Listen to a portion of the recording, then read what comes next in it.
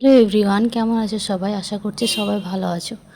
আজকে আমার কোনো ব্লগ ভিডিও ছিল না যেটা আমি শেয়ার করতে পারি, সেই জন্য ভাবলাম আমার কিছু কাজ আছে, সেই কাজগুলোকেই আমি ক্যামেরাবন্দি করি। আমার কাজও হয়ে যাবে আর আমার একটা ভিডিও হয়ে যাবে। তো এখন আমি জামা প্যান্টগুলো তুলে নিচ্ছি, আর রোদ তো নাই বললেই চলে, তো এগুলো ভিজে আছে, সেই জন্য এগুলো আমি তুলে ভেতরে মেলে দেবো। আমি আজকে অনেক কাচাকুচি করেছি, আর এগুলো বেশিরভাগ ছিল সব প্যান্ট। বেশিরভাগ প্যান্টগুলো আমার কাচতে কষ্ট হয়, কারণ ওগুলো হচ্ছে মোটা হয়, আর ওগুলো হচ্ছে হাতের মধ্যে রাখা যায় না ভালো করে, যে জোর করে আঁচড়ে কাচড়ে কাচবো একটু সুবিধাও হয় না, যতটা হাতে লোগাড়ে লোগাড়ে তুলতে পারি। তারপরে আমি চা খেয়েছিলাম, সেটা আর শুধুমাত্র একটা থালা ছিল ভাতের, এইটুকু খাওয়া দাওয়ার পর আজকে আমি থালাটা ধুইনি, বাকি সব ধোয়াধুয়ি হয়ে গেছিলো। আর একটু আগে চা করেছিলাম, সেই চাটা আর এই কড়াইটা আমি মাজবো করে রেখে দিয়েছিলাম, কারণ তখন খুব গরম করছিল দুপুরবেলাতে, সেই জন্যে আর মাজা হয়নি। ব্যাস এই কটা বাসন ছিল, এগুলো আমি এখন ধুয়ে নেবো।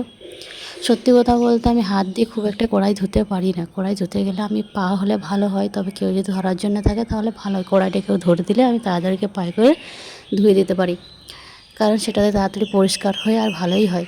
আর হাতে খুব একটা জোর লাগানো যায় না, যার কারণে তেল চিকটগুলো যেগুলো লেগে থাকে সেগুলো আমি ধুতে পারি না।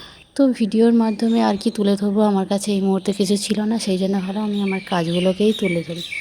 আমরা ভিডিও করি বলে অনেকে মনে করে যে আমরা ভিডিও করি তার জন্যে কোনো কাজ বাজ কিছু করি না, এই জন্যে পাড়া প্রতিবেশী আত্মীয় স্বজন এছাড়াও কিছু কিছু মানুষ আছে যারা কমেন্টে এসে অনেক খারাপ খারাপ কথা বলে যায়। কোনো ছেলে ভিডিও করলে সেটা হয় তার স্ট্রাগল, সেটা হয় তার সংসার চালানোর একটা জায়গা, কিন্তু কোনো মেয়ে যদি ভিডিও করে সে নোংরামি করা, ছোটো ছোটো জামা পরে ডান্স করা, এই করা সেই করা, নানা রকম কথা বলে। তার মানে এই না যে সত্যিকারের মেয়েরা নোংরামি করছে না, করছে, কিন্তু তাই বলেই তো সবাইকে তো সেই চোখে দেখা যায় না, তাই না? আমরা যেটুকু সময় পাই সেইটুকুতে ভিডিও করি, কিছুটা ভালো লাগে, আনন্দ লাগে, একাই থাকি, যাই হোক সময়টাও পেরিয়ে যায়, ভালোও লাগে। সেই জন্যে কিছু কিছু মানুষ এমন এমন কমেন্ট করে, মাঝে মধ্যে মনে হয় থাক সব কিছু ছেড়েই দিই, ভিডিও করে কোনো লাভ নেই। কিন্তু আবার মনে হয় যে ওই মানুষগুলোর জন্য আমি যদি ভিডিও করাটা বন্ধ করে দিই, তাহলে যে মানুষগুলো আমার প্রশংসা করে তাদেরকে অপমান করা হবে।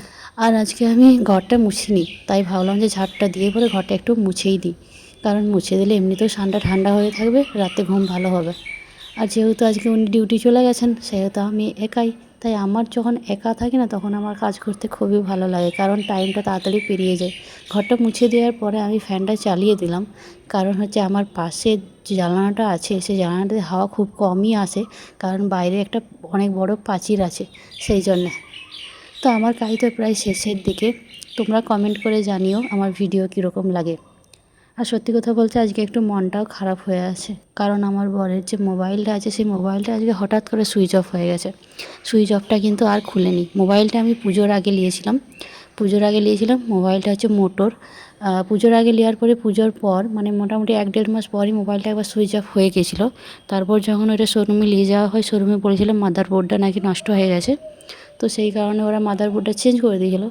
কিন্তু আবার 4-5 মাস পর আবারও মাদারবোর্ডটা হয়তো নষ্ট হয়ে গেছে, কারণ আগের বারে যেরকমভাবে অফ হয়ে গেছিলো এবারও ঠিক সেরকমই হয়েছে। ফোনটা পুরো ঠান্ডা হয়ে গেছে, এতবার চেষ্টা করছি কোনো মতেই খুলছে না, আমার মনে হয় আর খুলবে না, সেই জন্য একটু মন খারাপ হয়ে আছে। অনেকবার চেষ্টা করার পরেও কিন্তু মোবাইলটা খুলতে পারিনি, আশা করি এটা আর খুলবে না। যাই হোক, এটাকে আবার শোরুমে নিয়ে যেতে হবে। তোমরা জানিও আমার ভিডিওটা কীরকম লাগলো। চলো টাটা, বাই বাই।